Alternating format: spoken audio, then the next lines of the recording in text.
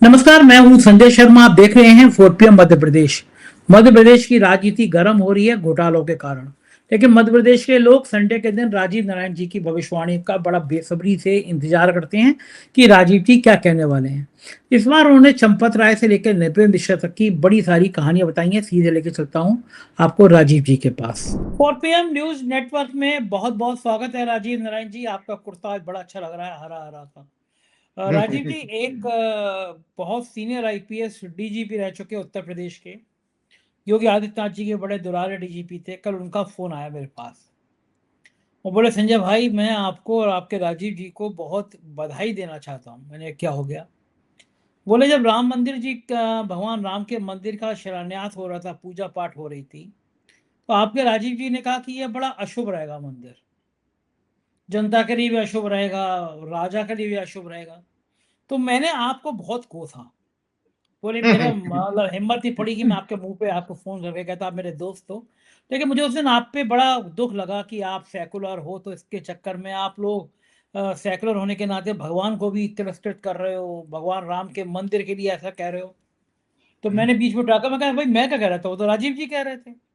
बोले, लेकिन मंच तो आपका था, आप अगर नहीं चाहते वो प्रोग्राम को नहीं जारी करते। बोले, मुझे लगा कि 4 PM को कम से कम भगवान राम के मंदिर की जिस समय पूरी दुनिया में गूंज हो रही है, उस समय ये नहीं कहना चाहिए था। क्योंकि राजीव जी कह रहे थे ये जो अधूरा मंदिर है, जो पताका लहराई नहीं है, पताका लहराने के बिना मंदिर बन नहीं सकता, अधूरे मंदिर में मूर्ति रखी नहीं जा सकती, और बड़ा अशुभ काल में ये शुरुआत हो रही है। तो बोले, मुझे लगा कि राजीव जी की बात गलत है और आपकी भी बात गलत है। बोले, अब जो घटनाक्रम हुआ उसने मेरे को हैरान कर दिया, और राजीव जी के लिए मेरे दिल में इतना सम्मान बढ़ा दिया, इतना सम्मान बढ़ा दिया, जिसे शब्दों में नहीं कहा जा सकता। बोले, दुनिया क्या अकेला आपका चैनल था और अकेले आपके जोशी थे जो राम मंदिर के निर्माण के समय, पूजा पाठ के समय कह रहे थे ये बड़ा अशुभ साबित होगा पूजा करने वालों का। और हकीकत यह है कि मोहन भागवत और प्रधानमंत्री नरेंद्र मोदी के मुंह पे इतनी ज्यादा काले कभी नहीं पुती। जी, भगवान जी, राम जी। के मंदिर में अगर चंदा चोरी हो जाए, ट्रस्ट का अध्यक्ष नृपेंद्र मिश्रा जैसा शख्स हो जिसने कार सेवकों पर गोली चलाने का आदेश एक तरह का दिया, क्योंकि मुख्यमंत्री के प्रमुख सचिव वही थे, उसको ट्रस्ट का अध्यक्ष बनाया नहीं जाना चाहिए था। उसके बाद चंदा चोरी।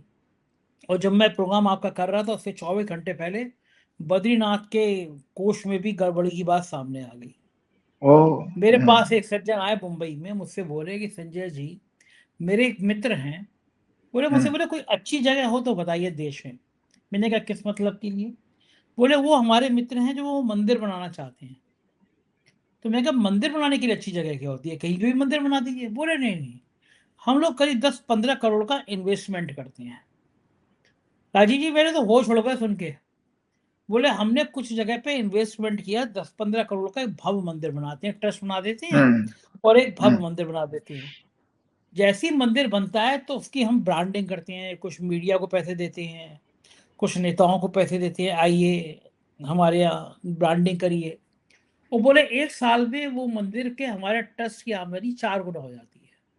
अगर हम 10 करोड़ लगाते हैं तो हर साल 40 करोड़ रुपए आने लगते हैं। इस तरह से हमने 7-8 जगह पे ऐसे मंदिर बना दिए हैं। मैंने माथा पकड़ लिया कि भगवान के नाम की भी फैक्ट्री शुरू हो गई है। हुँ। अब मैं ये देखा कि भगवान के नाम पर ये कैश, ये गोल्ड, ये सब लेना तो बंद कर देना चाहिए, क्योंकि कई और मंदिरों में धांधली शुरू हो रही है। तो जब वो एक्स डीजीपी साहब मुझसे ये कह रहे थे तो मैंने उनसे कहा कि यही नहीं, जब ट्रंप महोदय शपथ ले रहे थे पूरी दुनिया बड़ी हैरान थी, और भारत के लोग हवन कर रहे थे, जिनके दिमाग में गोबर भरा है वो भक्त भगवान विष्णु की जगह ट्रंप की फोटो लगा के हवन कर रहे थे कि ट्रंप आ गए, हमारा बिल्कुल बल्ले बल्ले हो गई। मैं कहता हूँ, राजीव जी कह रहे थे कि ट्रंप भारत के लिए एक राहु काल बन के आएंगे, ट्रंप भारत की हालत खराब कर देंगे।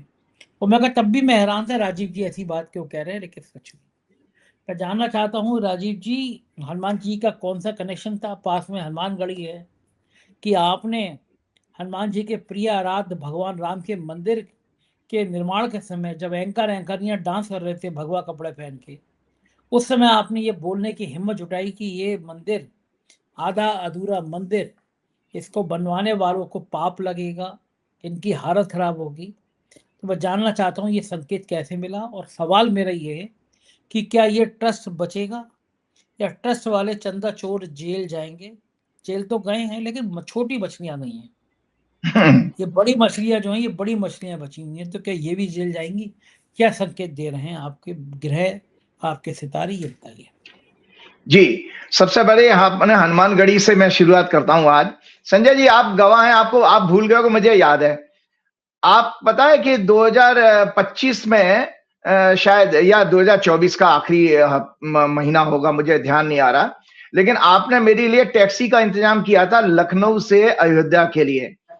उस समय पताका तो नहीं लगी थी, तो मैं हनुमान जी के दर्शन करने जाना चाहता था, क्योंकि मैं दर्शकों को बता देता हूँ, राम द्वारे तुम रखवारे, होत ना आज्ञा बिन पैसारे।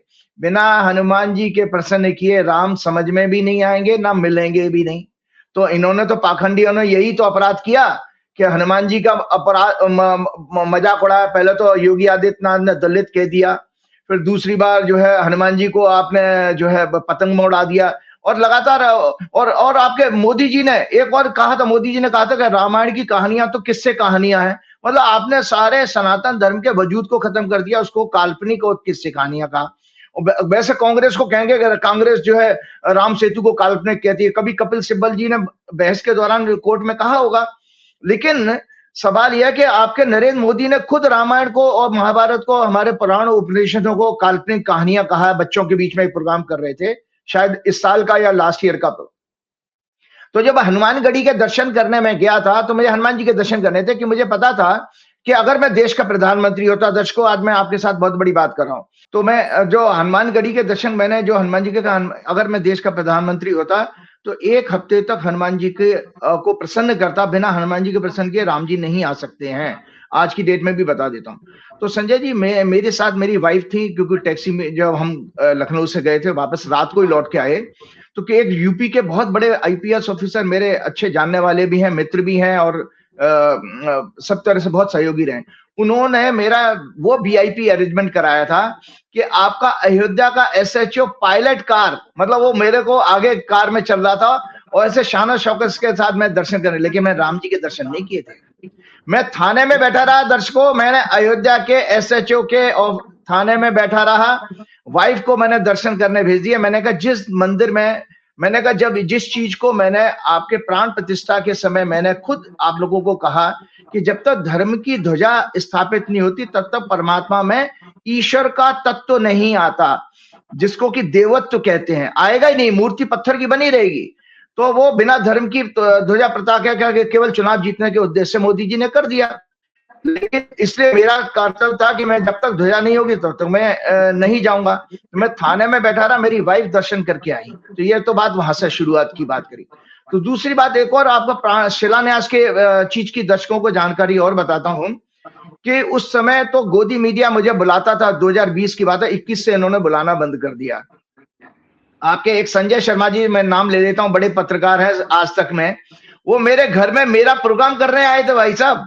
और एक और उस समय ऐसी बल्ले बल्ले थी कि एक कमरे में एबीपी न्यूज के जो है पत्रकार आके बैठा हुआ था, क्योंकि उसमें भी मेरा प्रोग्राम करना था, और एक कमरे में आज तक के साथ में प्रोग्राम कर रहा था। तो संजय जी वो इसलिए क्योंकि अकेला ज्योतिषी था जिसने शिलान्यास के गलत मुहूर्त पर प्रोग्राम किया। देश में किसी की हिम्मत नहीं हुई है।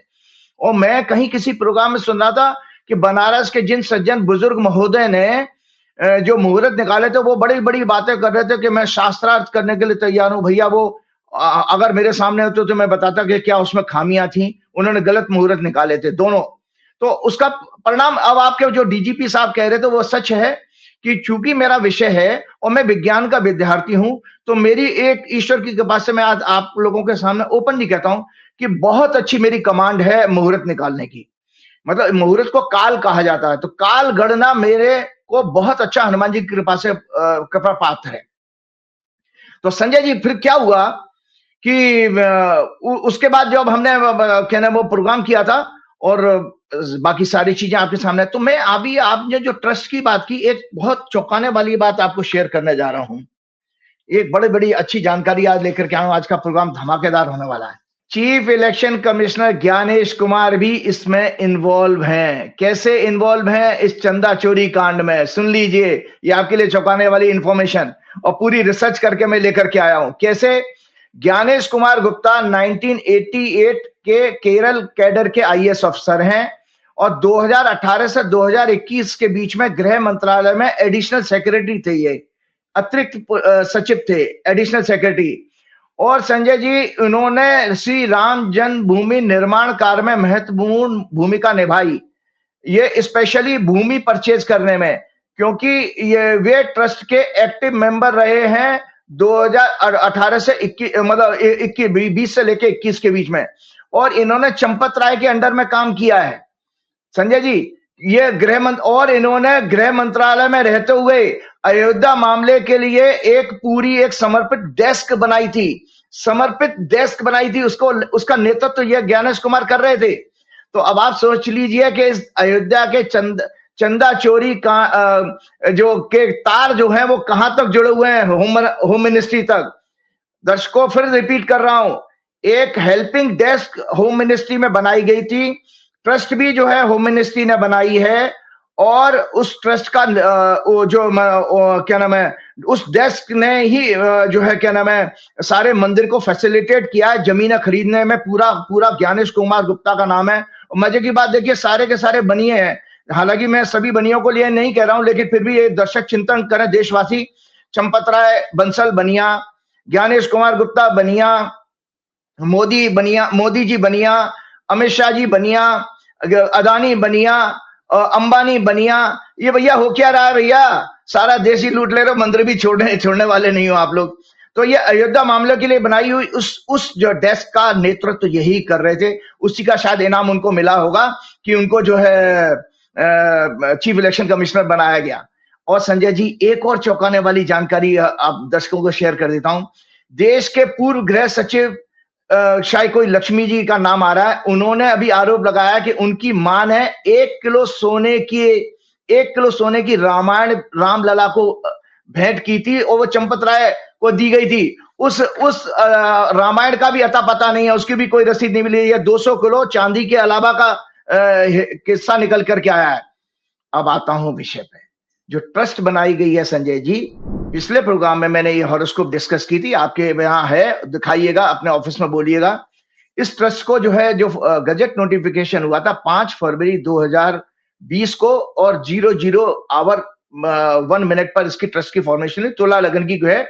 मैं सब जो है उसमें डिटेल में नहीं जाऊंगा, लेकिन फिर से उसका फलादेश पढ़ देता हूं, आगे का भविष्य भी जो आपने प्रश्न आपका था संजय जी। मैंने इसमें जो वेरी इंपॉर्टेंट पोर्शन लिखा उसको जरूर हाईलाइट कराइएगा अपने ऑफिस में बोल करके। मैंने लिखा है कि इसमें D10 चार्ट, जो खासतौर से कर्म के लिए बनता है चार्ट, वर्किंग के लिए, 410 एक्सेस अत्यंत पीड़ित है, जिसमें 10वें भाव में राहु, 4th हाउस में सूर्य बुध मंगल केतु से पीड़ित हैं और अंगारक योग बना रहे हैं। इसीलिए इस ट्रस्ट में हमेशा चोरी और भ्रष्टाचार करने वाले लोग जुड़ेंगे, जो मंदिर की संपत्तियों को महमूद गजनी, औरंगजेब, बाबर, तैमूर की तरह दोनों हाथों से लूटेंगे। सूर्य दोनों हॉरोस्कोप में पीड़ित है, अतः सरकार ब्यूरोक्रेट्स भी उस चोरी की बहती गंगा में हाथ धोएंगे। मतलब इसमें सरकार भी इन्वॉल्व है, ब्यूरोक्रेट्स भी आपके इन्वॉल्व है, आपके नृपेंद्र मिश्रा भी नपने वाले हैं, आप याद रखिएगा। और साथ में मैंने ये भी कहा था कि इन दोनों हॉरोस्कोप में आपका D10 में और लग्न चार्ट में 9th हाउस 9th लॉर्ड दोनों पाप ग्रहों के प्रभाव में, अतः न्याय, नैतिकता, सदाचार इस संस्था की सदैव मृत अवस्था में रहेगी, डेड स्टेट में रहेगी, और ना ही इनका तीर्थ स्थान के कल्याण और आध्यात्मिक उन्नति में इन लोगों की कोई रुचि होगी। महाभ्रष्ट, करप्शन, विदेशों में पैसा यहां से ट्रांसफर करने के भी योग हैं, क्योंकि इनका 5वां घर भी पीड़ित है। 5वें घर से करप्शन देखा जाता है। दर्शकों हमेशा ध्यान रखिएगा, करप्शन अगर आप किसी की कुंडली में देखना है, 5वां घर अगर उसका पीड़ा है, मतलब बुद्धि, उसकी मन और बुद्धि पीड़ित है, तो वो ऐसा आदमी करप्ट जरूर होगा। इस ट्रस्ट के कार्यकाल में दुखी होकर मूर्ति का देवत्व औरा नष्ट होता रहेगा। अतः ये ट्रस्ट सनातन धर्म, संस्कृति, भक्तों की आस्थाओं के प्रति एक कलंक साबित होगी। अब संजय जी, इसकी वर्तमान में दशा मंगल, शुक्र और शनि की चल रही है। ये ट्रस्ट की कुंडली मैंने शेयर कर दी आपको। तो मंगल, शुक्र, शनि की चल रही है। मंगल आपका इस हॉरोस्कोप में जो मैंने दिखाई है 8वें घर में, 8वां घर मृत्यु का होता है, 8वां घर मृत्यु का होता है। और 8वां घर तुला लगन के लिए दर्शकों तो 7th हाउस से देखी जाती है इमेज, प्रतिष्ठा। तो इसीलिए मंगल की राशि बदलते हुए प्रतिष्ठा तो और धूमिल हो रही है इस ट्रस्ट की। साथ में शुक्र जो है 4 तारीख को संजय जी कल राशि बदल के सिंह राशि में प्रवेश कर चुका है। केतु वहां पहले से मौजूद है, मंगल चौथी दृष्टि से उसको पीड़ित कर रहा है और शुक्र का तुला लगन का स्वामी शुक्र है। तो संजय जी इस ट्रस्ट के ऊपर लिटिगेशन मतलब कोर्ट में कोई फैसला होने वाला है, इसके ऊपर केस होंगे, उसको भंग होने जा रही है ये ट्रस्ट। ये मतलब इस ट्रस्ट की आयु ज्यादा नहीं है, सूनर और लेटर दर्शकों ये ट्रस्ट भंग कर दी जाएगी, कानूनी इसके ऊपर कार्रवाई होगी, जिसका की शुरुआत कल शुक्र बदलने के साथ हो चुकी है। और रही सही शुरुआत और सरकारी लोगों के इसमें खुलासे होने जा रहे हैं जब 14 जुलाई को सूर्य राशि बदलेगा और कर्क राशि में आएगा, इनके 10वें घाव में। हमेशा मैंने आप लोगों को बताया है कि जब भी जो है संजय जी 10वां घर एक्टिव होता है तो पब्लिक डोमेन में आपके खुलासे एक्सपोज होते हैं, तो आपका खुलासा होने जा रहा है। अब एक जानकारी के लिए और आपको बताऊं, किसी महत्वपूर्ण नेता की एक छोटी सी जानकारी और कहता हूं, क्योंकि किसी बड़े पत्रकार ने मुझसे कहा था कि आप जरा इस बारी को इस प्रोग्राम में जरूर इस बात को शेयर कीजिएगा। तो संजय जी एक ट्रस्ट बनी थी, आपको पता है नरसिम्हा राव जी के टाइम में भी। आप दोनों में प्रबंधन देख लिए दर्शकों, यहां तो इस ट्रस्ट में पूरा संघ और बीएचपी ने पूरा अपनी इनको बपौती मान लिया और अपनी प्राइवेट प्रॉपर्टी मान लिया, जबकि सारा का सारा मंदिर दर्शकों जनता के पैसे से, जनता के डोनेशन से, कैसे कैसे लोगों ने, गरीब से लेके अमीर लोगों ने अपनी सामर्थ्य से भी ज्यादा इसमें दान दिया गया। क्योंकि सच बात है कि 500 साल के बाद इतना बढ़िया सुंदर एक समय आया था जब भगवान राम का मंदिर बनने जा रहा था। तो इस ट्रस्ट में और उस ट्रस्ट में क्या फर्क था? देखिए ये राइट अप जरूर शेयर कर दीजिएगा, छोटा सा मैंने जल्दी में बनाया है, मैं पढ़ के बताता हूं। प्रधानमंत्री पीवी नरसिम्हा राव ने अपने कार्यकाल 91 से 96 में श्री राम मंदिर निर्माण के लिए एक रामालय ट्रस्ट गठित किया था। राम जमा आलय, आलय कहते हैं गृह को, राम का घर, संस्कृत का वर्ड है रामालय, उन्होंने नाम रखा था रामालय ट्रस्ट। रामालय ट्रस्ट गठित किया था, उसका उद्देश्य केवल अयोध्या में श्री राम मंदिर का निर्माण था। इसे व्यापक और अपॉलिटिकल बनाया गया, अराजनीतिक था ये। इसमें कोई बीएचपी और संघ के लोग नहीं थे, कोई पॉलिटिकल आदमी भी नहीं था, धार्मिक ट्रस्ट के रूप में पेश किया गया। इसमें सनातन धर्म के सभी शंकराचार्य, पीठाधीश्वर और हिंदू संप्रदाय के प्रमुख लोग शामिल किए गए थे। केंद्र सरकार ने अयोध्या अधिनियम 93 के तहत लगभग 67 एकड़ भूमि एक्वायर कर ली थी। नरसिम्हा राव को वीएचपी आरएसएस पर भरोसा नहीं था। दर्शकों ध्यान रखिएगा, उस समय के प्रधानमंत्री नरसिम्हा राव जो बहुत ही विद्वान थे और 17 भाषाओं को जानने वाले थे, और उनको आरएसएस बीएचपी पर भरोसा नहीं था। इसीलिए उन्होंने ना सौंप कर एक नई वैकल्पिक ट्रस्ट बनाई, जिसमें सभी हिंदू परंपराओं अद्वैत, द्वैत, विशिष्टाद्वैत आदि का रिप्रेजेंटेशन था। नरसिम्हा राव का ऑब्जेक्टिव बीजेपी वीएचपी को श्री राम मंदिर निर्माण राजनीतिक रूप से हवा देने से रोकना था। इसे सर्वसम्मति से बनवाना था। उन्होंने गुप्त रूप से सभी संतों से इसके लिए संपर्क किया। ट्रस्ट जो है 14 या 15 अक्टूबर 1994 को रजिस्टर्ड हुई, जो अभी भी पंजीकृत है लखनऊ में, अभी भी रजिस्टर्ड है ये। इसके अध्यक्ष सभी शंकराचार्यों में वरिष्ठम स्वामी स्वरूपानंद सरस्वती ज्योतिष पीठ के और द्वारका पीठ के जो शंकराचार्य थे, और एकमात्र शंकराचार्य जी थे स्वरूपानंद जी, जो राम मंदिर निर्माण आंदोलन के लिए जेल गए थे। एकमात्र शंकराचार्य राम मंदिर निर्माण आंदोलन में जेल गए। प्रमुख ट्रस्टी इसके थे श्रृंगेरी के शंकराचार्य, कांची कामकोटी शंकराचार्य, जैन सरस्वती जी, रामनंदी संप्रदाय के प्रमुख जगत गुरु रामानंदाचार्य, स्वामी राम नरेश आचार्य फाउंडर ट्रस्टी थे। अन्य विभिन्न अद्वैत, उद्वैत, विशिष्टाद्वैत पीठों के प्रमुख वैष्णवाचार्य, रामानुज परंपरा, उत्तरादि मठ, वल्लभाचार्य, गौड़ीय, चैतन्य संप्रदायों के गुरु, अयोध्या के महंत और अन्य हिंदू संगठनों के प्रतिनिधि इस ट्रस्ट में शामिल किए गए थे। ट्रस्ट पंजीकृत होने के बाद भी मंदिर निर्माण नहीं हो सका। उसका कारण यह था कि 94 में सुप्रीम कोर्ट ने प्रेसिडेंशियल रेफरेंस वापस कर दी और मैटर इलाहाबाद हाई कोर्ट के लिए ट्रांसफर कर दिया। 96 के लोकसभा इलेक्शन में कांग्रेस चुनाव हार गई और सरकार बदल गई। भूमि विवाद और अदालती प्रक्रिया लंबी चली। अंततः 2019 में सुप्रीम कोर्ट के फैसले से राम मंदिर निर्माण कार्य का होना संभव हो पाया।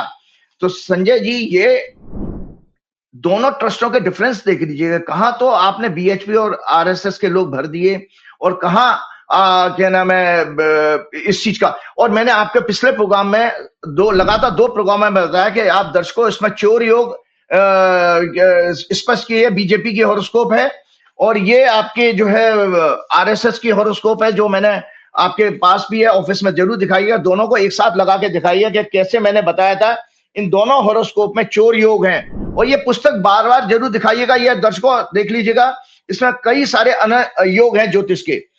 तो संजय जी, इस पुस्तक में आपके अनुसार मैंने जब चोर योग एक्सप्लेन किए तो आपको समझ में आएगा कि जो संस्था में आरएसएस और बीजेपी के लोग और विश्व हिंदू परिषद के लोग गए, वो बेसिकली चोरी करने के उद्देश्य से गए, क्योंकि उनकी हॉरोस्कोप में इसी तरह के योग है।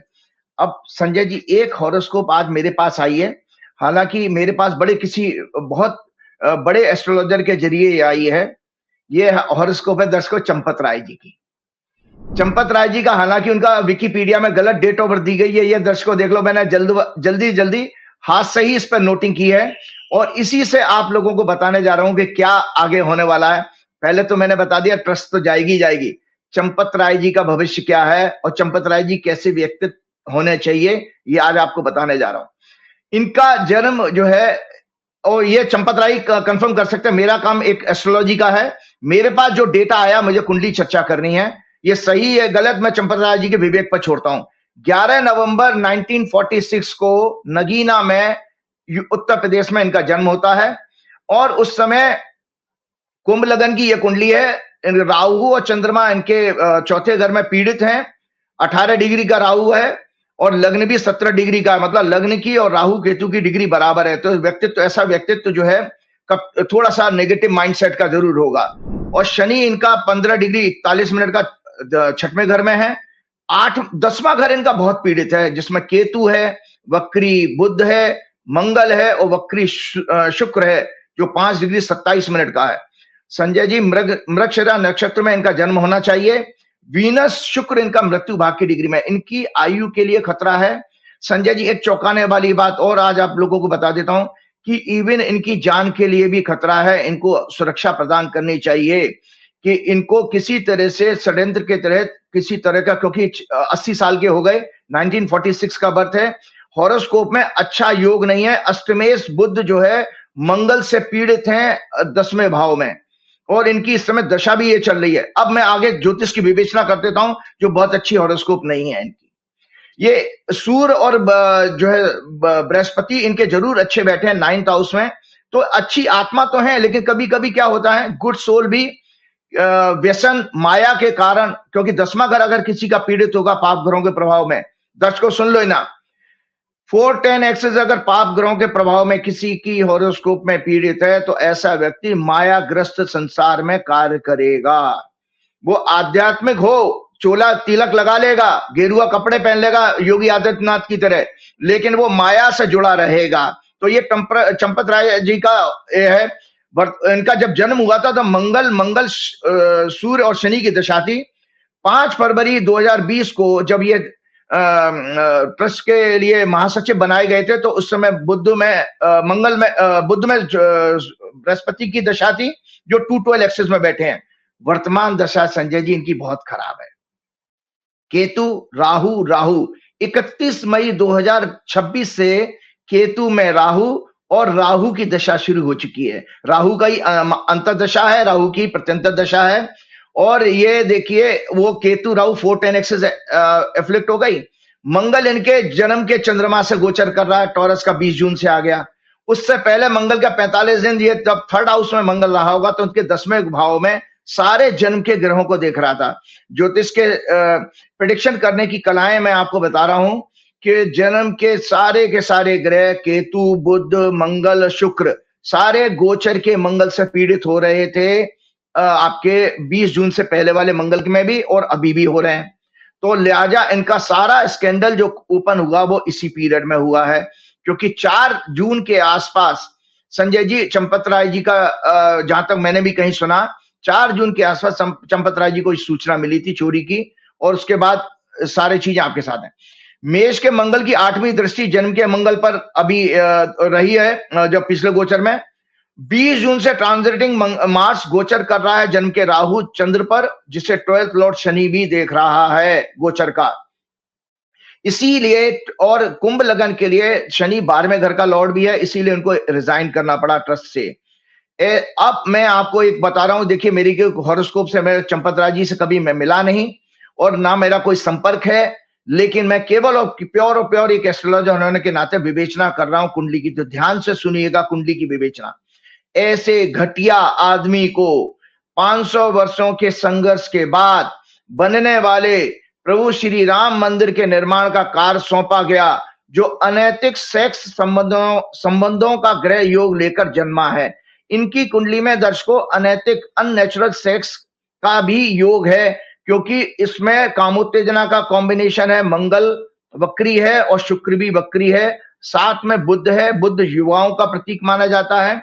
तो अननेचुरल सेक्स उसको कहते हैं, जैसे होमोसेक्सुअलिटी होती है, या एनिमल्स के साथ में भी बहुत से लोगों को उस तरह की सोच बन जाती है।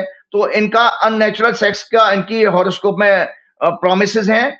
ही is religious, good soul, but very arrogant, egoist and restless, confuse mindset with lots of fantasies. इनके मन में भी तरह तरह की फैंटेसीज आनी चाहिए। इनकी हॉरोस्कोप में मंगल बुध कर्म स्थान में पैसे की हेराफेरी और चोर योग का संकेत दे रहे हैं। मैंने बीजेपी की कुंडली, आरएसएस की कुंडली दिखाई थी, और पिछले प्रोग्राम में अमित शाह की हॉरोस्कोप का भी बताया था कि उनका भी नीच का मंगल बुध को देख रहा है, जो नीच के सूर्य के साथ में दूसरे घर में बैठा है।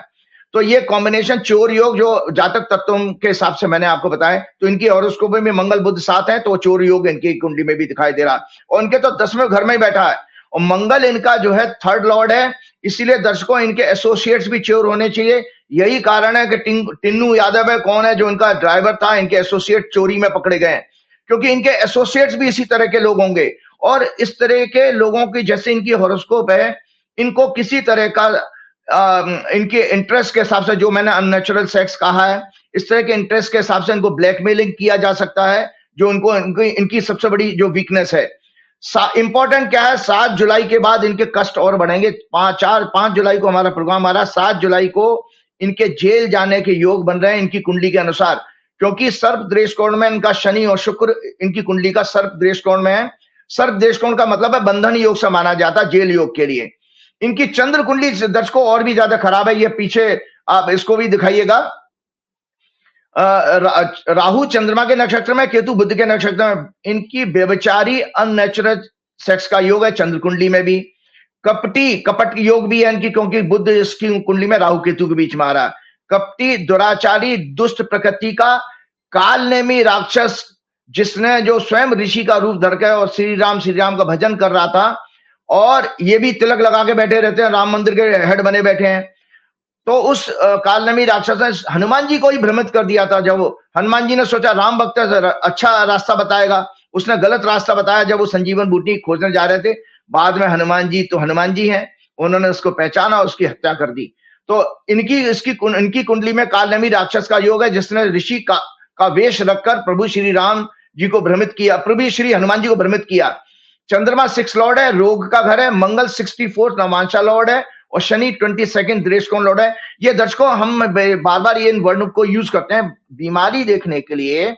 क्यूरेबल डिजीज जो है 6th हाउस से देखी जाती हैं, और 2 ग्रह और जरूर एनालाइज करने चाहिए, 64 नवांशा लॉर्ड और 22 दृष्टिकोण लॉर्ड। ये भी बीमारियां देते हैं, और सर्व दृष्टिकोण के ग्रह भी आपको बीमारियां देते हैं। और साथ में अगर 8वां घर एक्टिव होता है, तो 8वां घर अनक्यूरेबल क्रोनिक डिजीज का सिग्निफाई करता है। इनकी कुंडली में हैबिचुअल थीफ, क्लेप्टोमेनिया बीमारी, जो मैं पिछले प्रोग्राम में बता चुका हूं, ये persistent neurotic impulse to steal, एक न्यूरोलॉजिकल जो है डिसऑर्डर होता है क्लेप्टोमेनिया। उनकी हैबिचुअल थीफ, इसको साधारण भाषा में कह सकते हैं। इनकी कुंडली में योग है मंगल बुध के कारण। इनको compulsive sexual behaviour disorder, CSBD, doctors medical के स्टूडेंट समझ सकते हैं, नाम की बीमारी के भी इनके योग हैं, जिसको साधारण भाषा में हाइपर सेक्सुअलिटी कहा जा सकता है। कंपल्सिव सेक्सुअल डिसऑर्डर मतलब एक डिजायर होती है जो इंसान, नरेंद्र तिवारी के बारे में भी ऐसे कुछ कहा जाता था। तो और इसके लक्षण क्या होते हैं संजय जी? अर्जेस को बार बार इंटेंस सेक्सुअल थॉट्स आते हैं ऐसे लोगों को, या अर्ज पैदा होती है। अर्जेस को कंट्रोल करने की कोशिश करने के बावजूद भी ये लोग विफल हो जाते हैं। ये आज आपको हुआ क्या? ये आज आप कामशास्त्र की दुकान खोल के क्यों बैठ गए हैं? भाई ये देखिए, सेक्सोलॉजिस्ट की तरह आप आज पूरी कामशास्त्र की किताब पढ़ रहे हैं उनके बारे में। नहीं, उनके बारे में नहीं, मैंने तो पहले उनके बुढ़ापे में फजीयत करा रहे हैं उनकी आप, पता नहीं जन्मपति सही है नहीं है। नहीं, वही मैंने आपको बताया, मेरे पास हॉरोस्कोप आई है, ये तो कंफर्म चंपत लाल जी करेंगे, लेकिन 11 नवंबर मुझे को विश्व सूत्रों ने कहा था, तो मैं तो इस कुंडली को चर्चा कर रहा हूँ। अच्छा, तो इस कुंडली में एक मुझे याद आया कि समलैंगिकता भी एक अलग विषय है। जैसे संघ के एक प्रचारक थे, मिनिस्टर थे, राघव जी, संघ के प्रचारक है, मिनिस्टर थे। वो बाथरूम में अपने नौकर के संग पकड़े गए थे सेक्स करते हुए। अच्छा, बड़ी फजीयत हुई थी, तो वो बड़ा उनको रिजाइन करना पड़ा। वो बाथरूम में ही नौकर के संग ही कर रहे थे सेक्स। ये भी एक प्रॉब्लम है समलैंगिकता। ये भी डिसऑर्डर होता है ना, ये भी मैंने कहा ना, न्यूरोलॉजिकल, जैसे चोरी करने का एक माइंड में डिसऑर्डर होता है, न्यूरोलॉजिकल डिसऑर्डर होता है, ऐसे लोग उसको। लेकिन अब तो सरकार ने उसको वैध कर दिया, कोई अवैध नहीं है। मोदी सरकार ने उसको वैध किया कि समलैंगिकता अपराध नहीं है। आपको याद है ना, लास्ट ईयर 2025 में एक न्यूज आई थी, केरल के एक 27 साल के लड़के ने आत्महत्या की थी, जिसके फादर खुद आरएसएस के प्रचारक थे, और वो आरएसएस में ज्वाइन किया था। उसने सुसाइड इसलिए की क्योंकि जब इनकी जो ओटीसी होती है, जाने कहां, तो वहां पर उसके साथ उसको कई अपने जब वो इनकी बैठकों में जाता था तो उसका शोषण हुआ था, सेक्सुअल शोषण। तो उसने कहा था आरएसएस बहुत गंदी संस्था है और इसमें यंग लड़कों को नहीं जाना चाहिए, उनका एक्सप्लॉयटेशन, सेक्सुअल एक्सप्लॉयटेशन होता है लड़कों का, ये कहा था। तो मैं इस बीमारी के लक्षण बता रहा था कि बार बार इंटेंस सेक्सुअल थॉट्स आते हैं इस बीमारी में, और अर्ज पैदा होती है, और अर्ज को कंट्रोल करने की कोशिश करने के बावजूद भी आदमी फेल हो जाता है सेक्स को। और एक्चुअली में इस तरह के जो बीमार लोग होते हैं, इस हाइपर सेक्सुअलिटी के लोग, सेक्स को स्ट्रेस, एंजाइटी, अकेलापन या डिप्रेशन से बचने के लिए इस्तेमाल करते हैं, उसको रेमेडी के रूप में मानते हैं। अकेलापन होता है, जैसे टेंशन हो जाए, एंजाइटी हो जाए, तो उनको लगता है सेक्स करने से आराम आ गया, तो इस तरह के लोग होते हैं। बाद में इनको गिल्ट और शेम या रिग्रेट भी उनको होता है। तो ये मैंने आज आपकी बात की। आज आपको एक और चीज बताने वाला हूं। अभी आपका पिछले 2 दिन पहले शुक्रवार को संजय जी, दत्तात्रेय होसबोले जी ने एक स्टेटमेंट दिया, पहली बार संघ ने बोला। आज उसमें मैं थोड़ा सा कमेंट करना चाहता हूं, टेक्निकल चीज है, और एक इन दत्तात्रेय होसबोले जी के लिए बता देता हूं, क्योंकि एक आवाज मैंने उनकी सुनी थी।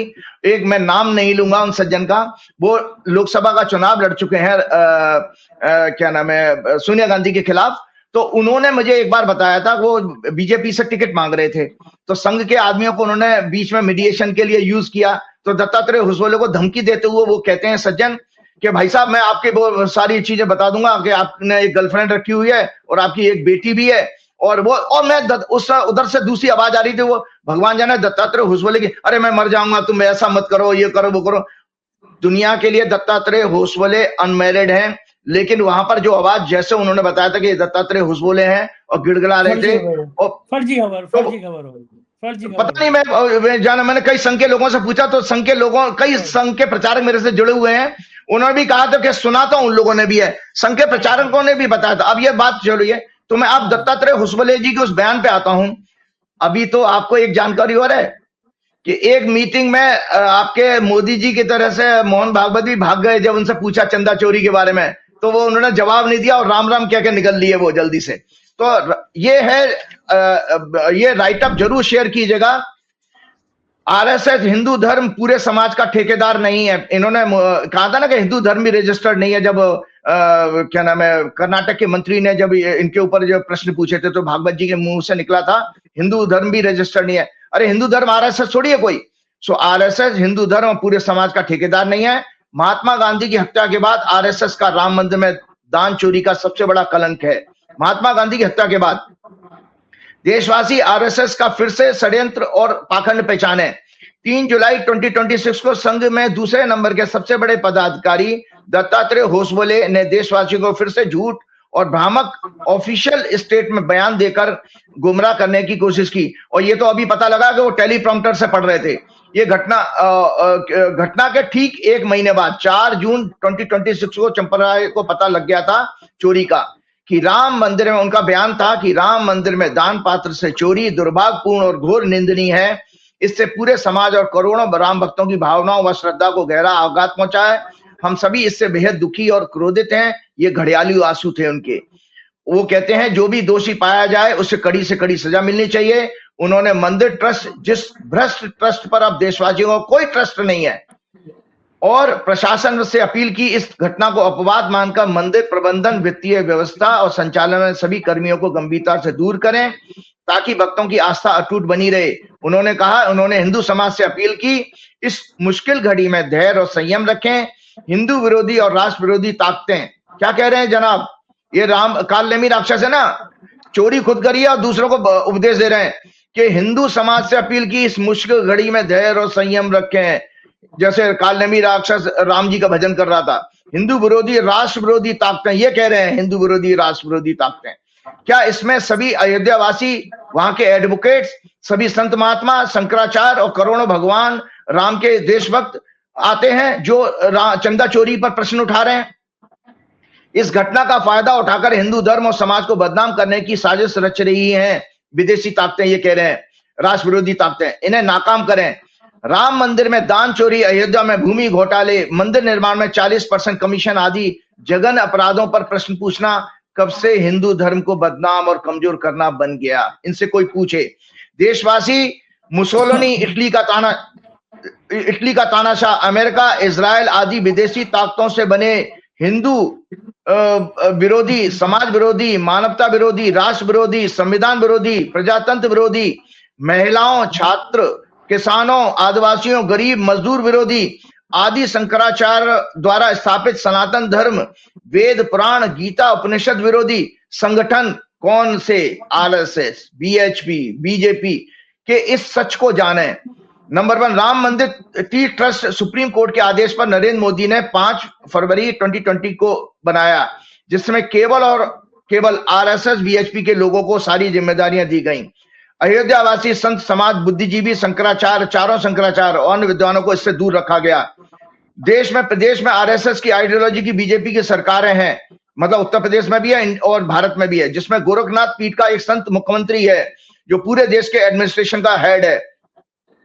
ट्रस्ट का चेयरमैन बीजेपी मोदी समर्थक नृपेंद्र मिश्रा, ट्रस्ट के संपूर्ण संचालन का कर्ता धर्ता चंपतराय बंसल आरएसएस का पूर्व प्रचारक, वर्तमान में वीएचपी के इंटरनेशनल वाइस प्रेसिडेंट हैं।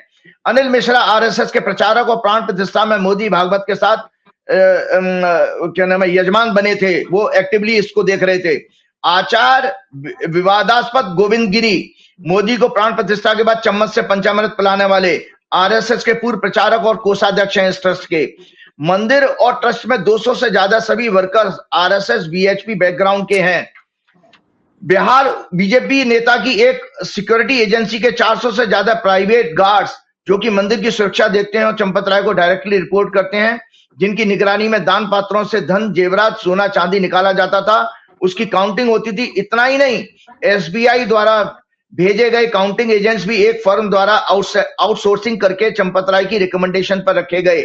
देशवासियों को आश्चर्य होगा कि राम मंदिर ट्रस्ट और मंदिर की व्यवस्था में लोगों को पैसे लेकर नौकरियां दी जाती थी, ऐसे आरोप भी लग रहे हैं।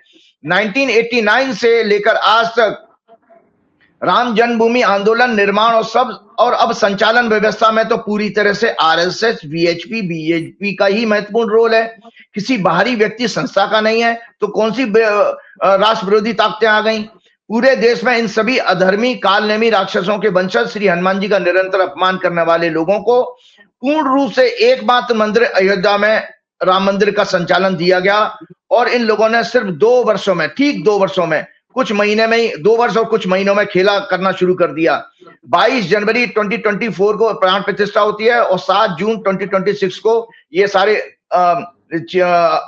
खुलासे हो रहे हैं। महमूद गजनी ने तो 24 से 25 वर्षों तक केवल 17 बार हिंदू मंदिरों को नष्ट किया, उन्हें लूटा, लेकिन चंपतराय, मोदी, योगी, आरएसएस, बीएचपी के गैंग ने सिर्फ 43 डेज में 70 टाइम्स से ज्यादा, 70 बार से ज्यादा चोरी की श्री राम मंदिर में, और उनका धंधा तो 5 फरवरी 2020 को भूमि पूजन के बाद ही जमीनों के घोटाले से शुरू हो गया था। उससे पहले भी 1992 से इस आंदोलन को लगातार राम भक्तों द्वारा दिए जा रहे दान का कोई हिसाब किताब आज तक इन्होंने सार्वजनिक नहीं किया है। इसलिए देशवासी स्वयं चिंतन करें, क्या आरएसएस हिंदू विरोधी, सनातन धर्म विरोधी, राष्ट्र विरोधी, मानवता विरोधी, प्रजातंत्र विरोधी, न्याय विरोधी, संविधान विरोधी संस्था नहीं है? ये पूरी तरह अमेरिका, इजराइल, यहूदियों के दबाव में देश को गुलाम बना रहे हैं, क्योंकि इनको डर है कि अमेरिका की संसद में लास्ट ईयर जो रिपोर्ट इनको बैन करने की, इनके अकाउंट्स को फ्रीज करने की पास ना हो जाए, जो इनकी 100 ईयर पुरानी संस्था की मृत्यु तक करा सकती है, डेथ करा सकती है। इसलिए इन्होंने एक अमेरिकन लॉबिंग फर्म को, वहां के सीनेट मेंबर्स को इन्फ्लुएंस करने के लिए 3,30,000 अमेरिकन डॉलर का एक इंटरमीडिएटरी फर्म के द्वारा पेमेंट कराया, जो ऑन रिकॉर्ड है, क्योंकि यूएस में लॉबिंग एक लीगल प्रोफेशन है। अब देशवासी चिंतन करें कि जो बार बार ये लोग कहते थे, इनके नकली संत महात्मा कहते हैं सनातन धर्म खतरे में है। हाँ, मैं आज महसूस करता हूं, और आज आपको हनुमान जी के भक्त होने के नाते हनुमान जी की पूरी भक्ति का आधार बना के कहता हूं कि वास्तव में सनातन धर्म खतरे में है। जब तक आरएसएस, बीजेपी और वीएचपी का कंट्रोल देश में रहेगा मंदिरों पर, या इनको आप अगर समर्थन देते रहेंगे, तब तक सनातन धर्म खतरे में रहेगा। क्यों? तो अब मैं आपको एक चीज बताता हूं कि सबसे बड़ी बात है, इस चोरी को मैं जब देख रहा था तो संजय जी, एक जो शुक्र की दशा को मैं और जल्दी से बता देता हूं।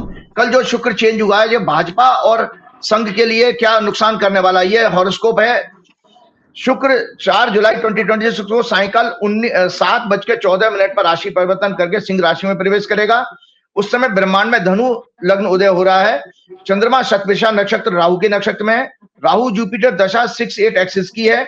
डेमोक्रेसी, न्याय, संविधान, दया, करुणा, मोरालिटी, मंदिर, तीर्थ का भाव 9th हाउस पाप ग्रहों के प्रभाव में है, क्योंकि इस कुंडली में, धनु लग्न की कुंडली में, चंद्रमा राहु के साथ 3रे घर में, शनि 4थे घर में, मंगल 6वें घर में, सूर्य 7वें भाव में, जुपिटर मरकरी 8वें भाव में, वीनस और केतु पीड़ित होंगे 9th हाउस में। तो इसलिए ये 9वां घर पीड़ित है। कुंडली का 8th लॉर्ड मून पाप ग्रहों के प्रभाव में है। 5th लॉर्ड मंगल शनि से पीड़ित है। ये मंगल भारत की कुंडली के लग्नेश 6th लॉर्ड शुक्र को भी पीड़ित कर रहा है। इसीलिए ये जो शुक्र का ट्रांजिट है, जो महीना भर 27 दिन रहता है संजय जी, तो भारत की हॉरोस्कोप 15 अगस्त 1947 वर्तमान दशा चल रही है मंगल राहु शनि। भारत की हॉरोस्कोप में लग्नेश और 6th Lord Venus 4th house domestic affairs में 4थे घर में प्रवेश कर चुका है, जहां वो मंगल और केतु से पीड़ित है। भारत के लिए समय अत्यंत दुखद समाचार लाने वाला होगा। कई वाहन दुर्घटनाएं, एयर, रोड और रेल, फायर इंसिडेंट्स बढ़ेंगी, आतंकवादी हमले होंगे, होस्टाइल वेदर के कारण जान माल का भारी नुकसान। ये समय व्यापक आंदोलन का होगा, जिसमें देश के कई वर्गों से छात्रों को शिक्षा में करप्शन के मुद्दे पर, फार्मर्स, सामान्य वर्ग, दलित वर्गों का समर्थन भी मिलता रहेगा। भाजपा सरकार संविधान को बदलने का असफल प्रयास करेगी, जिसके कारण धार्मिक स्थलों, तीर्थ स्थानों पर व्यापक भ्रष्टाचार, कॉरिडोर करप्शन, जमीन घोटालों में पूरे विपक्ष सहित आम जनता आंदोलित होगी, जो हिंसक रूप ले सकता है। सरकारी की दमनकारी कार्रवाई के बाद ये आंदोलन और तेज हो जाएगा। भाजपा की कुंडली में इस शुक्र के परिवर्तन का क्या फर्क पड़ेगा 6 अप्रैल 1980, क्योंकि इनकी चंद्रमा में शुक्र की दशा चल रही है। तो शुक्र का राशि परिवर्तन और पाप ग्रहों के प्रभाव में आना आरएसएस और बीजेपी के लिए बहुत बहुत अशुभ है, क्योंकि इनकी शुक्र की दशा चले। हमेशा याद रखिए, ज्योतिष का सिद्धांत है, अगर ग्रह पाप ग्रहों के प्रभाव में है तो उसमें अगर और आपकी दशा चल रही है, आपकी जन्म कुंडली में भी वो पीड़ित है, क्योंकि बीजेपी की कुंडली में शनि से पीड़ित है और आरएसएस की कुंडली में भी शुक्र शनि से पीड़ित है 12वें भाव में, तो ये दोनों को ज्यादा इफेक्ट करेगी। तो भाजपा की हॉरोस्कोप में शुक्र का राशि परिवर्तन 3rd हाउस में होगा, जो जन्म के वक्री बृहस्पति, वक्री शनि, वक्री मंगल, राहु से गोचर करेगा। साथ ही इन सभी को ट्रांजिटिंग मार्स 4th एस्पेक्ट से पीड़ित करेगा। केतु ट्रांजिटिंग से ये पहले से ही पीड़ित हो रहे हैं। भाजपा की हॉरोस्कोप में ये शुक्र 12th लॉर्ड और 5th लॉर्ड है, और इनकी दशा भी चल रही है। चंद्र कुंडली में भी ये 12th लॉर्ड और 7th लॉर्ड है। अतः भाजपा के महिलाओं के शोषण, अत्याचार, सेक्स स्कैंडल, विदेशों में ड्रग्स, व्यापार, क्रिकेट और अन्य स्पोर्ट्स में बैटिंग के स्कैंडल से एक्सपोज होंगे। धार्मिक स्थलों पर डोनेशन चोरी, अन्य कॉमर्शियल इंटरेस्ट के स्कैंडल्स भी एक्सपोज होंगे भाजपा के। संविधान के साथ मेलाफाइड छेड़छाड़ विफल होगी और इनके मंत्रियों मुख्यमंत्रियों के रेजिग्नेशन के योग बन रहे हैं। एंटायर गवर्नमेंट के लिए सत्ता जाने का आधार बनेगा इस शुक्र की दशा में। आरएसएस की हॉरोस्कोप 27 सितंबर 1925, वर्तमान दशा शुक्र सूर्य और राहु की चल रही है। इनकी भी शुक्र की महादशा है जो 2 जून 2026 से 27 जुलाई 2026 तक रहेगी राहु की प्रत्यंतर दशा। वर्तमान की महादशा शुक्र की अंतर्दशा शनि सन की चल रही है। वृश्चिक लग्न की इनकी इसकी हॉरोस्कोप में वीनस इनके 12वें भाव में शनि के साथ अनेक अनैतिक प्रकार के भोग, एंजॉयमेंट, लग्जरीज के विलासता और विमेन रिलेटेड मैटर्स के एंजॉयमेंट का वैश्यागमन आदि का योग बना रहे हैं। स्पेशली विदेशी भूमि पर मनी लॉन्ड्रिंग, ट्रेडिंग एक्सेट्रा के द्वारा इनका ब्लैक मनी अर्न करने का भी इनकी कुंडली में योग है। आरएसएस की कुंडली में वीनस बृहस्पति के नक्षत्र में है और शनि राहु के नक्षत्र में है। Unnatural sex, male to male, जिसको होमो सेक्सुअल कहते हैं, का भी योग इनकी हॉरोस्कोप में है। इनका नैतिकता, धर्म, संस्कृति, परंपराओं, न्याय, डेमोक्रेसी का 9th हाउस अत्यंत पीड़ित है। शनि की 10वीं दृष्टि से और राहु से धर्म, संस्कृति, तीर्थस्थानों के कारक देवगुरु बृहस्पति भी शनि मंगल से पीड़ित हैं, जो कि 5th लॉर्ड शिक्षा और 5th हाउस को भी पीड़ित कर रहे हैं। ये शुक्र 4 जुलाई को इनके 10वें भाव में प्रवेश करेगा, जहां केतु और मंगल से पीड़ित होगा। अतः इस ऑर्गेनाइजेशन पर विदेशों में भी अनैतिक कार्य करने, धर्म संस्कृति के पाखंड को फैलाने और अन्य अपराधों के लिए कार्रवाई हो सकती है। भारत में भी इनके ऊपर, इनकी कार्यप्रणाली के ऊपर लिटिगेशन के केस फाइल हो सकते हैं, क्योंकि मंगल इनकी बर्थ हॉरोस्कोप का 6th लॉर्ड है, जो 6th हाउस से लिटिगेशन देखते हैं। इन्हें जनता के आंदोलन का भी सामना करना पड़ेगा। लग्नेश मार्स का 10th लॉर्ड सन के साथ और 11th लॉर्ड बुध का प्लेसमेंट एम्बिशन सक्सेस के 11th हाउस में ये स्पष्ट करता है। इस संस्था का ऑब्जेक्टिव केवल और केवल सत्ता और भारत के रिसोर्सेज पर कंट्रोल करना है।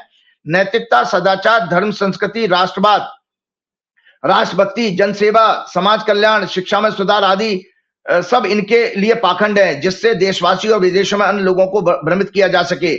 इसलिए चाइना, इटली का मुसोलिनी, मोसाद, इजराइल के इनके आदर्श हैं, जिसका प्रत्यक्ष उदाहरण है कि भारत के संविधान के अनुसार अनरजिस्टर्ड ऑर्गेनाइजेशन का हेड, जो कि डेमोक्रेटिक तरीके से चुना नहीं जाता, आम जनता के टैक्स के पैसे से चल रही विशिष्ट सुविधा Z+ सिक्योरिटी का भोग कर रहा है।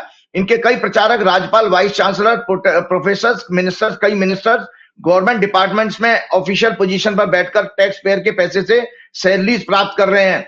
और सबसे बड़ी बात है कि एक और चीज है कि अब आगे एक प्रश्न में लेता हूं, जो मैंने आपको मंगल की दशा का भी बताया था। ये मंगल का कुंडली दशा का छोड़ देता हूं कि ये मंगल जो है भारत के लग्न में है और 4थे घर को पीड़ित कर रहा है, तो इसलिए बड़े आंदोलन की तैयारी तो हो रही है और इसमें आउट ऑफ कंट्रोल सिचुएशन हो जाएंगी। संजय जी, एक चीज और मैं बता रहा हूं आज आपके लिए। 15 मार्च दर्शकों, मैंने 15 मार्च के प्रोग्राम में संजय जी आपके यहाँ संवत्सर की 2083 की रौद्र संवत्सर की कुंडली चर्चा की थी। मैंने कहा था कि इनके इकोसिस्टम मतलब जो उनको सपोर्ट करे, गोदी मीडिया है, कॉर्पोरेट के लोग हैं, फिल्म एक्टर्स हैं, है ना, जितने लोग इनको, और ब्यूरोक्रेट्स भी हैं, इनके भी स्कैंडल्स एक्सपोज होंगे, ये मैंने कहा था। तो देखिए 15 मार्च के बाद की घटना, आरएसएस फंस गई, बीएचपी भी फंस गई आ रही है और कॉर्पोरेट के लोग भी फंसेंगे। तो ये अब आपको एक प्रत्यक्ष एक ताजा उदाहरण बता रहा हूं, ये राइटअप है, जरूर शेयर कीजिएगा संजय जी। सबसे पहले आपने कहा था ना, मैंने कहा था एक चीज है कि याद रखिए, मैंने एक आपको लोगों को ये बताई थी कि एक महाभारत का कोट शेयर किया था, हमारे कर्म हमें उसी तरह, महाभारत का ये कोट है, हमारे कर्म हमें उसी तरह पहचान लेते हैं, पीछा करते हैं, जैसे कि जानवरों के झुंड, हर्ड में गाय का बछड़ा अपनी मां गाय को पहचान लेता है। अर्थात सभी को अपने अच्छे या बुरे कर्मों का फल इसी जीवन में, उनका फलों का परिणाम भोगना पड़ेगा। तो संजय जी, ये जो टेक्निकल चीज बता ना, कॉर्पोरेट का लोगों का मैंने बात कही थी ना, इसके साथ ही हम आगे प्रोग्राम को एंडिंग की तरफ जा रहा है हमारा प्रोग्राम। भाजपा संघ मोदी के इकोसिस्टम को काल का दंड। वेदांता ग्रुप का, ध्यान से सुनिए दर्शकों, वेदांता ग्रुप के मालिक Anil Agarwal belongs to a modest Marwari family of Patna, Bihar. Currently he resides in London. Anil Agarwal Bhajpa Sangh के प्रमुख समर्थक रहे हैं और अभी भी इन्होंने अकाउंटिंग ईयर 25 में बीजेपी को 97 करोड़, लास्ट ईयर से 4 गुना डोनेशन दिया। इलेक्टोरल बॉन्ड्स के जरिए टोटल 26 करोड़ की फंडिंग की बीजेपी को। इनके 2 बच्चे थे, एक बेटा और एक बेटी। अभी जनवरी 2026 में इनके एकमात्र बेटा अग्निवेश अग्रवाल, जो यूएस न्यूयॉर्क में स्कीइंग दुर्घटना के बाद हॉस्पिटल में रिकवर हो रहे थे, अचानक हार्ट फेल होने से उनका निधन हो गया, जिसे अनिल अग्रवाल ने अपने जीवन का सबसे अंधेरा दिन बताया था। क्योंकि ये देखिए काल का दंड है, एकमात्र बेटा था वो भी चला गया। तो ये भाजपा को समर्थन करने वाले अंधभक्त देखें कि आपको हनुमान जी किस तरह से दंड देने वाले हैं।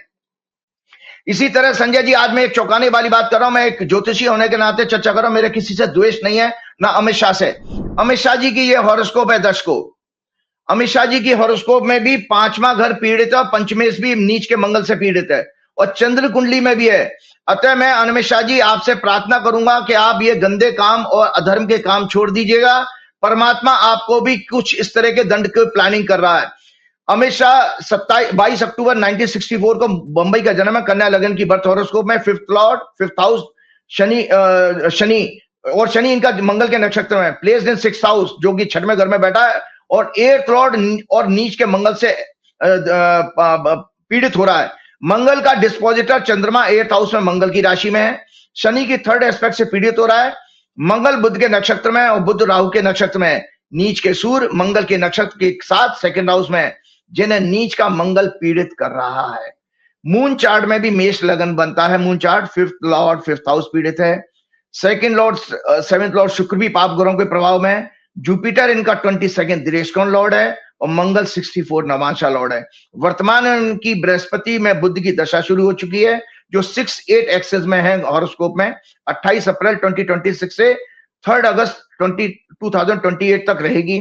अतः हमें अपने आधार्मिक कर्मों का त्याग करना चाहिए। मैं एक आचार्य होने के नाते अमित शाह जी आपको सलाह दे रहा हूं, आपको आधार्मिक कर्मों का त्याग करना चाहिए स्वयं के लिए, और अपने एकमात्र पुत्र के लिए आने वाला समय अनेक अशुभ समाचारों का योग बना रहा है, जिसे काल का दंड ही मानना चाहिए। स्वयं प्रभु श्री राम भी नहीं बदल पाएंगे, क्योंकि काल का दंड उन्होंने भी भोगा है, उसको उन्होंने देव कहा है। राम जी ने भी भोगा है। देखो, पत्नी उनकी चोरी हो गई, उनके पिताजी मर गए, किसी चीज को राम जी ने रोका नहीं। संजय जी, इसी तरह से एक हॉरोस्कोप बहुत दिखाने जा रहा हूं। इस प्रोग्राम में मैंने आपको 31 मई 2026 के प्रोग्राम में ये शेयर किया था, गौतम अदानी जी की हॉरोस्कोप। मैं बार बार ये बता रहा था कि एक किस तरह से आपके इकोसिस्टम को परमात्मा दंड देने जा रहा है। तो भारत के एक मशहूर कॉर्पोरेट लीडर गौतम अदानी, जिनका बर्थ 24 जून 1962 को अहमदाबाद में वृषभ लग्न और कुंभ राशि में हुआ था। इनके बारे में मैंने 31 मई के प्रोग्राम में आपको एक एस्ट्रोलॉजिकल एनालिसिस आप लोगों से शेयर की थी। इनके ऊपर यूएस कोर्ट में चल रहे कुछ मैटर्स में सेटलमेंट के रूप में total penalty $293 million American dollar देने का डिपार्टमेंट ऑफ जस्टिस डीओजे ने समझौता किया था। इसके लिए अदानी ग्रुप ने डोनाल्ड ट्रंप के और अमेरिका के सबसे बड़े महंगे अटॉर्नी को हायर किया था। गौतम अदानी पर 6 मिलियन सिविल पेनल्टी लगी थी, और 12 मिलियन अमेरिकन डॉलर सागर अदानी पर लगी थी, टोटल 18 मिलियन। इसके अतिरिक्त ट्रेजरी सेटलमेंट में अदानी एंटरप्राइजेज ने 275 मिलियन भी जमा किया था, जो कि ईरान सैंक्शंस वायलेशन के लिए जमा किए गए थे। डिफेंडेंट्स को परमानेंटली रेस्ट्रेंट किया गया इस ऑर्डर के अनुसार, एंजॉइन किया गया सिक्योरिटीज फ्रॉड लॉस का उल्लंघन करने से। सिविल पेनल्टी का भुगतान कोर्ट जुरिडिक्शन मेंटेन रखा गया एनफोर्समेंट के लिए। तो टोटल पेनल्टी इन्होंने पे की $293। और इसके अतिरिक्त अदानी ग्रुप ने 10 बिलियन अमेरिकन इकोनॉमी में इन्वेस्टमेंट करने का लगभग 84,000 करोड़ रुपया बनता है। जो अदानी जी ने पैसा जमा करने का डिपार्टमेंट ऑफ जस्टिस में इनका केस सेटल हुआ था, वो 27,894 करोड़ है। और जो 10 बिलियन डॉलर बनता है 84,000 करोड़ का, इन्होंने पैसा क्या नाम है अमेरिका में इन्वेस्टमेंट करने का कहा। 15,000 जॉब्स डेवलप करने का प्रस्ताव डिपार्टमेंट ऑफ जस्टिस डीओजे को दिया गया था, जिसके बाद यूएस ने ये चार्जेस ड्रॉप कर दिए। लेकिन संजय जी, फिर उसी बात पर काल के दंड के ऊपर बता रहा हूं। 27 जून 2026 को लेटेस्ट न्यूज है, डीओजे ने 18 मई 2026 को ब्रुकलिन की एक federal court eastern district court of New York में क्रिमिनल इंडाइटमेंट को डिसमिस करने का मोशन फाइल किया था। उन्होंने कहा कि प्रोसिक्यूशन डिस्क्रिप्शन के तहत अब इस मैटर पर कोई संसाधन खर्च नहीं करना चाहते। गोदी मीडिया, गोदी म्यूचुअल फंड इन्वेस्टर ने इस डेवलपमेंट को खूब चीयर किया और अदानी ग्रुप के शेयर्स में जबरदस्त उछाल आया कि उनको भाई अदानी जी के केस खत्म हो गए, लेकिन विधाता को कुछ और ही मंजूर था। लेकिन 26 जनवरी 2026 को डिस्ट्रिक्ट जज निकोलस ने इस मोशन को इमीडिएट अप्रूव करने से मना कर दिया। जज ने डीओजे के आर्गुमेंट को बहुत संक्षिप्त, सतही और अनक्लियर बताया और कहा कि इसमें sufficient facts and legal basis नहीं दिए गए हैं। इस तरह यह केस फिर से रिवाइव हो गया है। जज ने डिपार्टमेंट ऑफ जस्टिस को 13 जुलाई की डेट दी है और उनको डिटेल इसका रिप्लाई रिटन क्लैरिफिकेशन देने का आदेश दिया है। वर्तमान में गौतम अदानी की दशा चल रही है शुक्र में बृहस्पति में शुक्र 30 नवंबर 2026 तक रहेगी। चंद्र कुंडली में वीनस, राहु, शनि, केतु और मंगल से पीड़ित हैं और 6 और 12 की एक्सिस में अत्यंत अशुभ योग बना रहे हैं। वीनस इनकी कुंडली में जो है याद रहे वीनस इनकी बर्थ हॉरोस्कोप का 6 लॉर्ड लिटिगेशन का लॉर्ड भी है और 6 लॉर्ड 6 हाउस पर 12th लॉर्ड मंगल की दृष्टि है और शनि की 10वीं एस्पेक्ट भी है। अतः वीनस की महादशा इनको, संजय जी ध्यान से सुनिए, वीनस की महादशा इनको आर्थिक और हेल्थ ग्राउंड पर भारी कष्ट देने वाली साबित होगी। वीनस 4 जुलाई को जो कल बदला है राशि में, चौथे घर में इनके प्रवेश कर चुका। टॉरस लग्न की कुंडली है और मंगल और इनकी हॉरोस्कोप दिखाइएगा जरूर। इनकी हॉरोस्कोप है ये वाली गौतम अदानी जी की, ये हॉरोस्कोप है। इसमें वीनस इनके चौथे घर में प्रवेश कर रहा है और मंगल केतु के अंगारक योग से पीड़ित हो रहा है। 13 जुलाई को अमावस्या पड़ रही है तो इनकी शनि की 7.5 की आखिरी ढैया चल रही है। कोर्ट से इनको निराशा हाथ लगने वाली है 13 जुलाई को, मतलब इनको डिसअपॉइंटमेंट होगी कोर्ट ने। और साथ ही आने वाला फ्यूचर गौतम अदानी के लिए अच्छा नहीं है। इनके भी हालात अनिल अंबानी की तरह बनेंगे। अनिल अंबानी के पास 45,000 करोड़ का कर्जा था। इनके हालात भी अनिल अंबानी जैसे इनकी कुंडली में योग है, अनिल अंबानी जैसा बैंकरप्ट हो गए। और आपको दर्शकों प्रोग्राम समाप्त करने से बता देता हूं, पहले गौतम अदानी पर टोटल कर्जा सितंबर 2025 के अंत तक 3,36,000 करोड़ का कर्जा, 3,36,000 करोड़ का कर्जा, जिसमें डोमेस्टिक बैंक्स का लगभग 50% है और इसमें सरकारी बैंक का 18% है और ग्लोबल बैंक का 23%, ग्लोबल कैपिटल मार्केट्स का 18% और हमारे भारतीय शेयर मार्केट का 6% है और बाकी अदर्स में 3% है। चलते चलते मैं आपको ये बता देता हूं, तो ये तो काल के दंड की बात मैंने कही।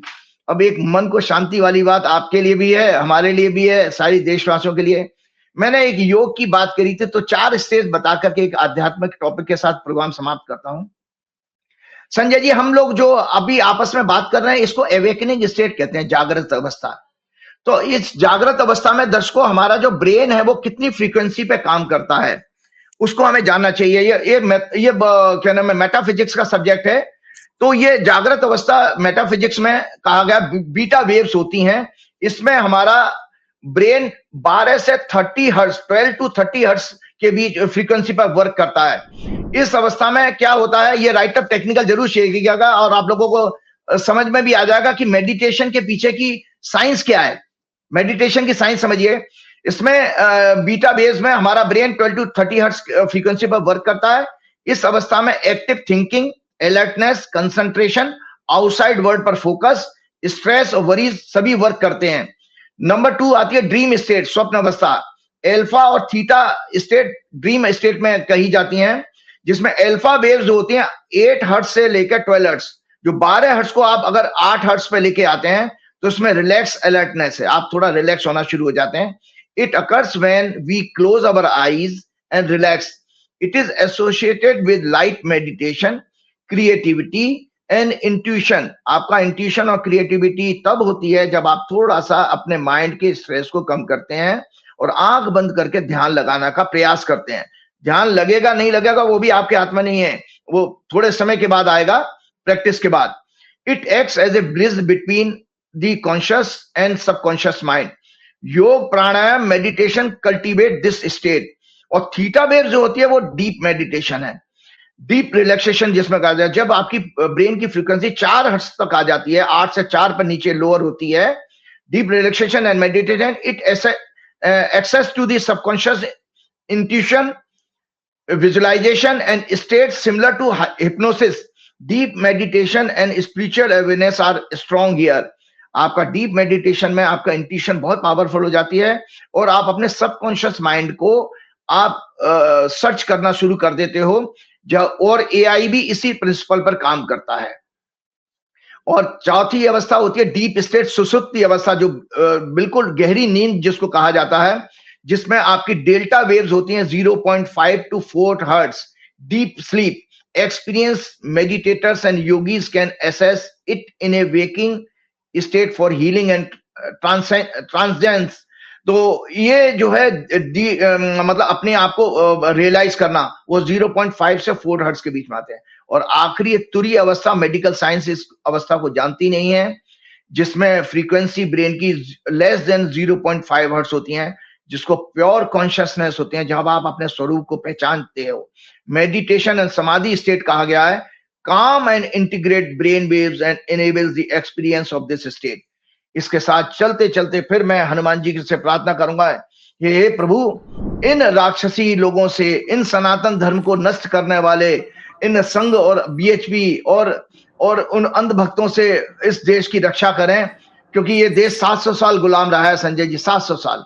और अगले प्रोग्राम में मैं जो कॉकरोच पार्टी का टॉपिक मेरे से छूट गया, मैं जब बात करना चाहता था कि ये देखिए, मैं अकेला ज्योतिषी हूं संजय जी। 14 सितंबर का प्रोग्राम मैंने कहा था कि 6 सितंबर में मंगल की दशा जो शुरू हुई है, इसमें छात्र आंदोलन होगा, और आंदोलन की सफलता देखिए संख्या से नहीं देखी जाती है, कंटिन्यूटी देखिए। 15 दिन से ज्यादा उस आंदोलन को हो चुके हैं, और उसमें कई सारे लोग, बच्चे भी उसमें हंगर स्ट्राइक कर रहे हैं। उसमें मैं डिटेल चर्चा अगले प्रोग्राम में करूंगा।